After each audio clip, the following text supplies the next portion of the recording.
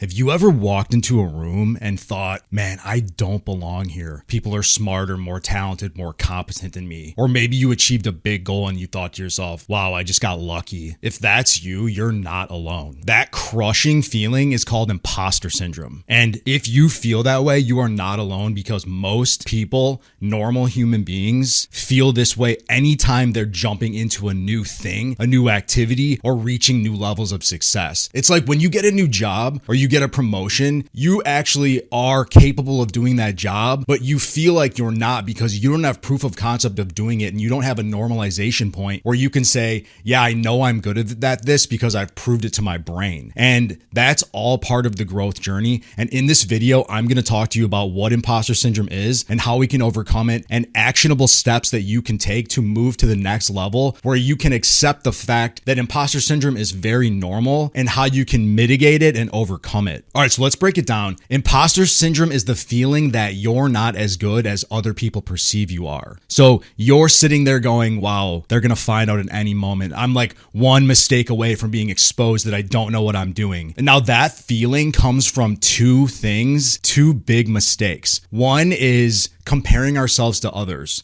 Now, if you're sitting there comparing yourself to someone who's been doing this thing for a very long time, of course, you're going to create a comparison gap that doesn't allow you to feel like you're aligned with their ability. And the raw reality is, when that person started doing the thing that you are now doing and feeling like an imposter, they felt the exact same way. But the key difference between most people who become masters of a task and those who stay in the imposter syndrome or never take the leap because they are afraid of that feeling of being an imposter or afraid of, I'm not good enough, is that they accepted the feeling and kept pushing through. Because eventually, when you normalize anything, you stop being an imposter. And that just takes time and dedicated action and work and basically just exposure therapy. Imposter syndrome is a form of protection from your brain going, hey man, this is a new thing that's uncomfortable. We're not familiar with this. It would be much safer if we stayed in this box of the known. But if you want to break out and do something incredible with your life, you have to overcome this limiting belief. And that's the second point. You have these limiting beliefs because of these unrealistic expectations that you have for yourself. If you're like me, and I'll tell you guys right now, I pre-planned like 10 videos today because I want to do a ton of stuff. And I actually have a really cool video that I'm putting a lot of extra time in, and eventually I'll link it, but it's going to be about how to do 30 days of work in one day. And so I planned 10 videos to knock out today because I wanted to bulk do my tasks.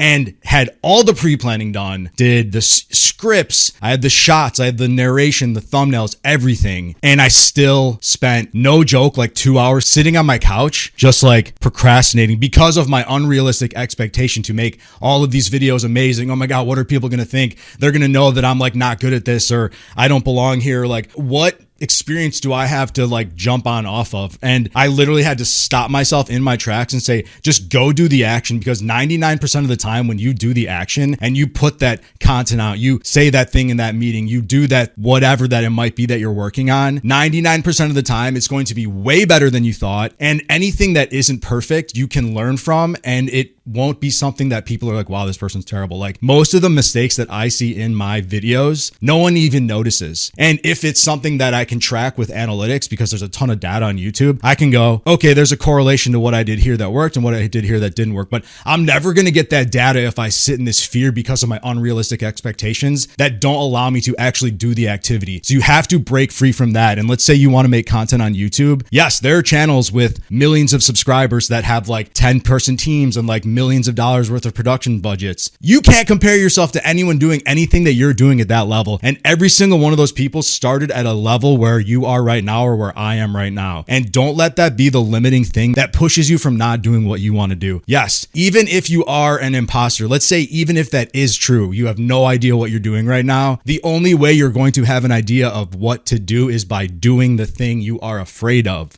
right? Okay. And this is crazy, guys. And I want you to go on YouTube or Google and Google like famous people imposter syndrome or Albert Einstein imposter syndrome. Literally, and I'm going to read this here. Albert Einstein called himself an involuntary swindler. Even Albert Einstein thought he was a imposter. And I know there's a new video right now with the smartest guy in the world. He's got like a 200 IQ. I forget the dude's name, but Albert Einstein, who I could argue in terms of application is the smartest man in the world. So he had a super high IQ. There's another guy who like has a higher IQ, but the guy's like a bouncer and like lives on a farm in Missouri or something. Albert Einstein, who like literally created the theory of relativity and like all these other insane theories using and applying his intelligence, still said, man, I feel like an imposter sometimes. An involuntary swindler, like they're going to find out, oh my God, like that's crazy. And so just realize that that is a very normal concept and that is a very normal feeling. And honestly, if you feel like an imposter, good, because that means you're doing something that is worth like growth, achievement, and value. If you're pushing yourself beyond your boundaries, you should feel like an imposter. So I want you to reframe it in your mind like that. When I start feeling this feeling like, wow, I'm an imposter, don't let it bring you down. Ask yourself, okay, what am I going to do about it? And then realize that is normal. It's like I say, problems are a sign of progress. Uncomfortability is a sign of personal growth. Feeling like an imposter is a massive sign that you are growing and moving in the right direction. So literally just accept it. If you want to embrace it, if you want to use it, that's fine. But ask yourself the next time you feel that way, what am I going to do about it? And then accept that it's normal and keep pushing forward, because at every level, you're going to feel that way. And then you're going to look back and go, oh, yeah, I felt like an imposter, but like 3 phases ago in my life, like that's so easy to me now. And that's just the growth mystery, right? It's like the whole, like, don't think about pink elephants. And now you're thinking about pink elephants. All these things are like a riddle, and it's a teacher. Fear is a teacher. Feeling like an imposter is a teacher. Uncomfort is a teacher. These are things that are meant to teach you and for you to rise above so that you can feel like you conquered a challenge. That is the like literally most important thing is, and make sure that you do spend time looking back and going, wow, look what I've conquered. Because most people like you and I, if you're watching this video and you're a high achiever, you don't give yourself enough time to go, holy crap, I'm actually really good at this and I crushed it. It's like that person who's like, man, I had a big win, but I guess it was just luck. Like, it's not luck. And maybe there's an element of luck, but there's no luck without action, and there's no luck without the right mindset, right? Opening yourself to opportunities and taking action. So honestly, make sure you frame it like that. All right, now I've talked a lot about it, but I want to break down the 3-part steps here, and I'm going to read it off my phone because I took notes here. Okay, number 1 is you want to reframe your thoughts. When you catch yourself thinking, I'm not good enough, say, I'm learning, I'm growing, I deserve to be here. And tell your brain that, listen, I deserve to be here. I'm learning, I'm growing. It's okay for me to feel this way. Number 2 is collect evidence. Imposter syndrome makes you focus on your weaknesses. So start collecting proof of your strengths. What are you good at in this arena? There's a reason why you had the thought and the gumption to go into this thing that you are pursuing. And because there are many strengths that back up your ability to do so. Now, the imposter syndrome comes from your inability, rather your I don't know what I don't know, or exposure to doing of the things in this sphere. And so the only way you're going to get that is by doing the thing. So if you can focus on your strengths, what am I good at and what have I done that's got me here? It's probably 90% of the things that you actually need. And then the other 10%, maybe the soft skills. Like I had to learn like all this like audio stuff to do this, right? Because my videos kept getting like jacked up and I was sick of it. And so, which is dumb because that literally was such a roadblock for me. I was like, I just want it to be easy. But like once you do a new process that you don't know how to do, it only seems hard until you've done it. And then you realize how many times you've gone, oh, that wasn't as bad as I thought. Oh, that was way easier than I thought. And it's only in the thinking of the thing that creates that resistance. It's only in the thinking of the thought of, wow, this is going to be hard, but it's not hard. It's only that you haven't done it before. So it's new. It's not hard. It's just new. All right. Then lastly, guys, take action anyway. And we kind of like beat that to death, but take action.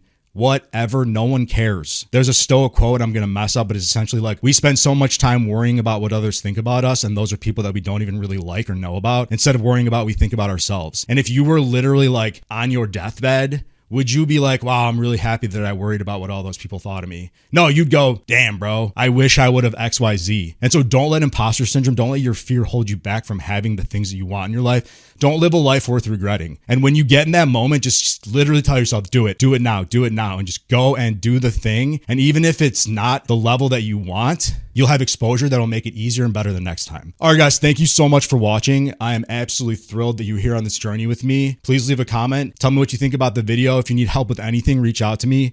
I think you are awesome. Have an amazing day. Peace, love, be good.